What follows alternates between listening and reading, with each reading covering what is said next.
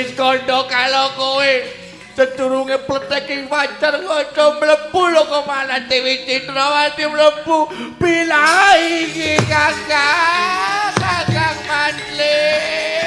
Sedurunge pletek ing pacar aja ana nganti menungso kang mlebu ning Taman Sriwedari pamit ya Kakang. Sukasrana sing ati-ati.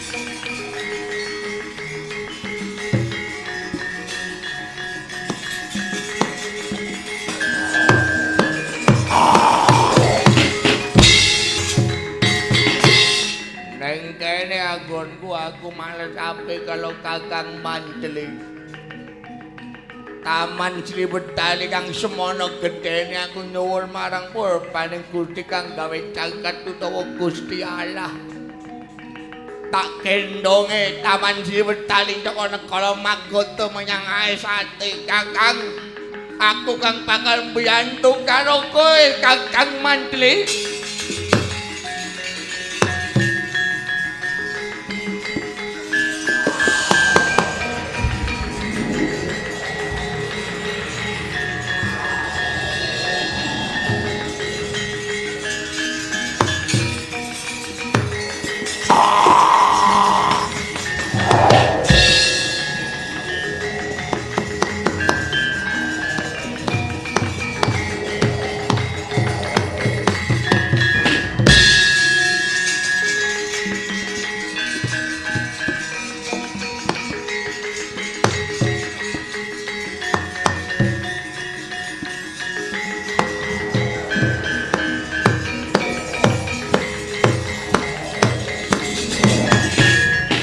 Sukasrana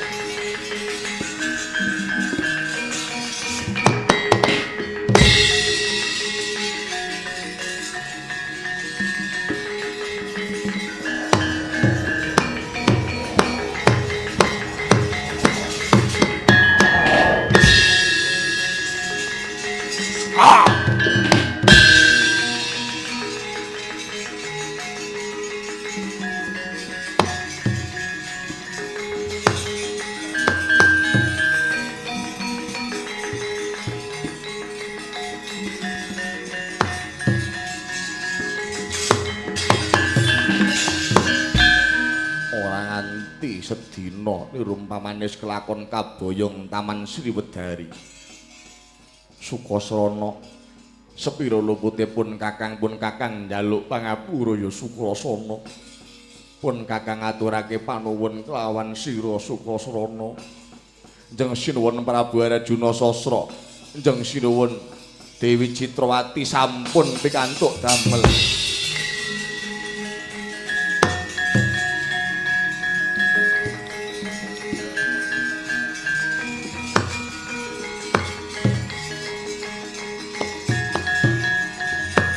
Sumantri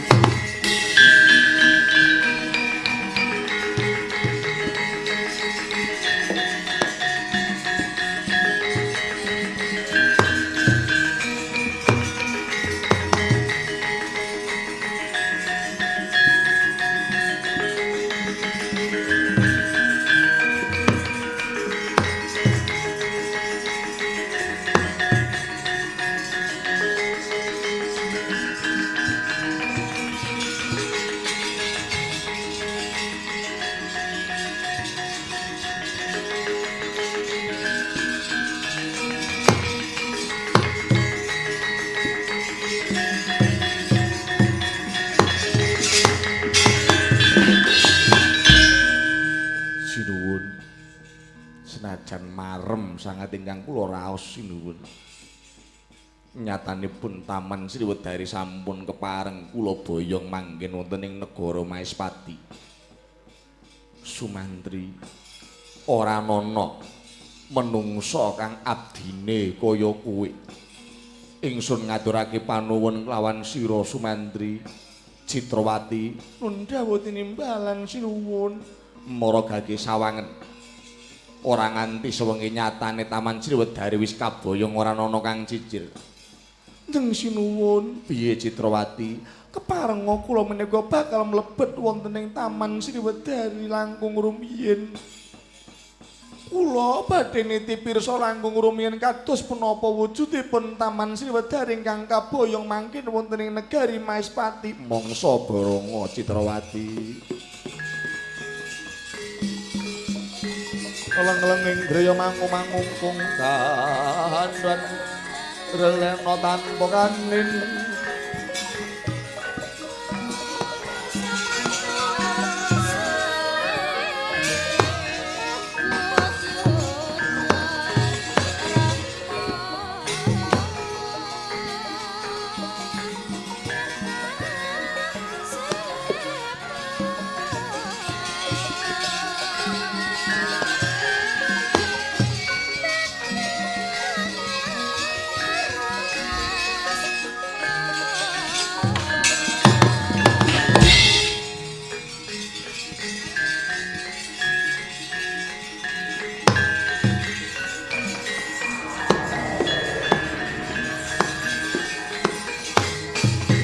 Dewi Citrawati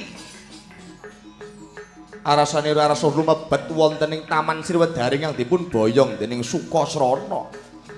Ananging Sang Sumantri mboten eling kelawan Purwa Duksina menawi sampun dipun paringi paweling dening Sang Sukasrana. Sederengipun pletheking fajar mboten kepareng wonten jalma ingkang mlebet wonten ing Taman Sriwedari. Kacarita Dewi Citrawati lumebet wonten ing satengahing Taman Sriwedari. Manggen wonten ing tengah-tengahing taman anjrit Sang Dewi Citrawati awit wonten wujudan buta bajang inggih Sang Sukasrana ingkang tasih manggen wonten ing Taman Sriwedari.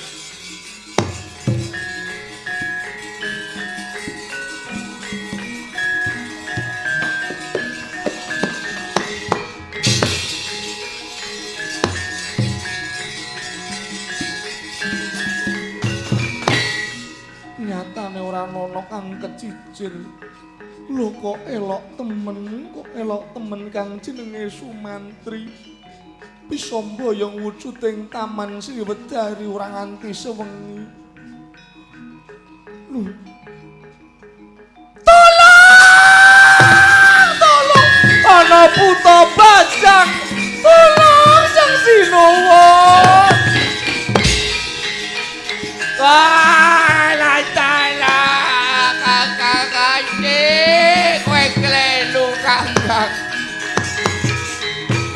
Aku wis kandha karo kowe sedurunge pletheking fajar aja mlebu lho kok malah Dewi Citrawati mlebu bilahi iki Kakang Mantli.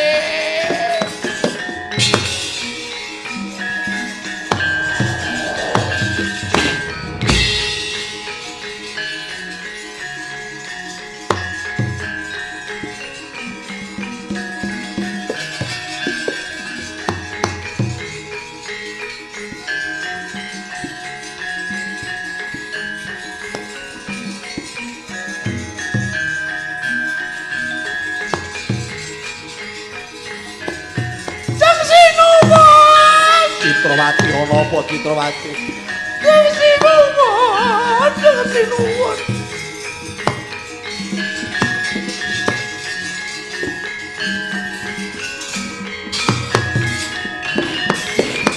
Kaget risang kapirangu arenang kulke nampit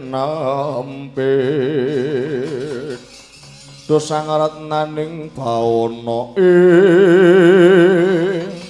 ana apa Citrawati lho kowe malah mlayu-mlayu. Ambekanmu meler mingkus keringetmu dlaweran ana apa Citrawati? Deng sinuwun ngaturaken kawuningan lawan kedrawasan.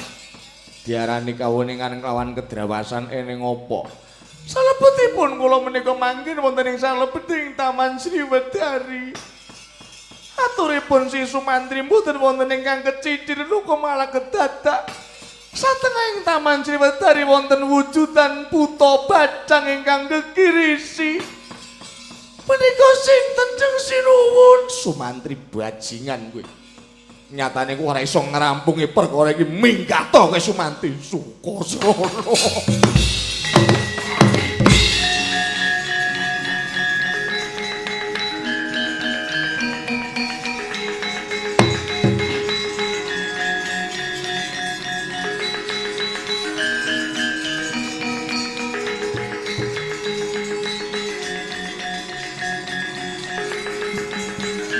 Kakang Atik.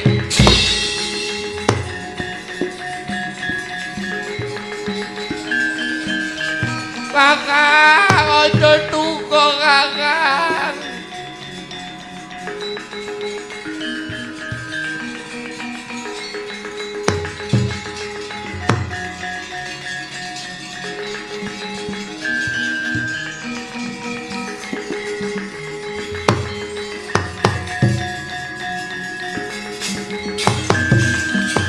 Capal kakang ati ojo tuko kalau aku kakang ati.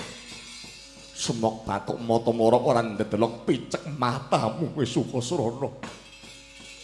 Yen kowe mung arep gawe kucem jenenge Bambang Sumantri aja kaya mangkene carane. Kenang apa lho kemalah Gusti Ayu Dewi Citrawati mlebu marang satenging Taman Sriwedari. Lho kemalah kowe manggon ing kono. Yen kaya mangkono kowe sengaja arep gawe kucem jenenge pun Kakang Sukasrana.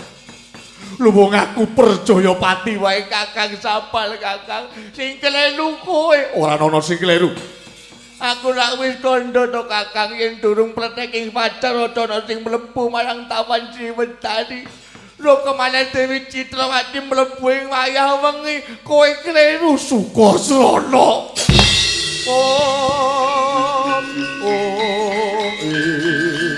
Kakang Aceh.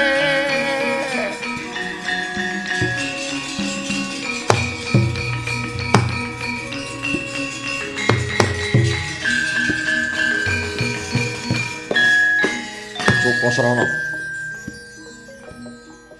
garap gawe kucem marang asmanipun Kakang. Kowe pamer ngilmu karo wong Maespati. Dikira yen to Sumantri ora ana apa-apane yen to ora dibarengi lawan kowe. Sukasrana, itu Kakang kira ngopo kowe tuku karo aku Kakang.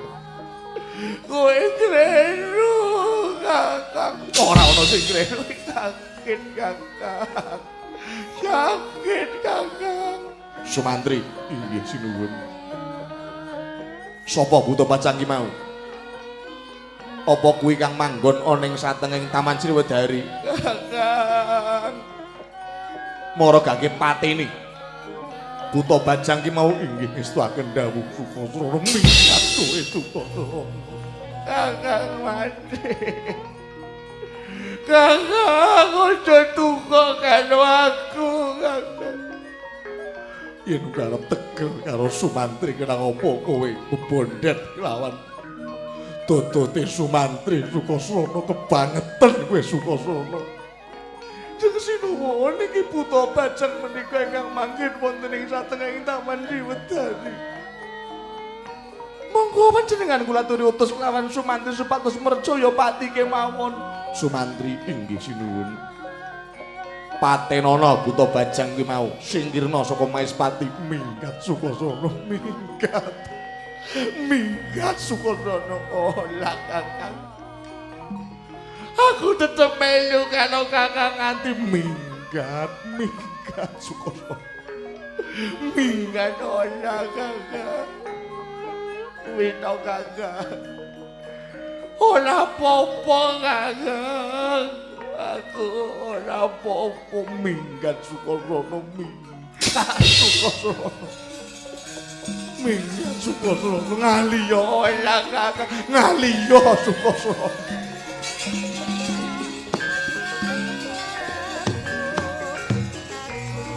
Kakang Minggat mulia Sukasrana.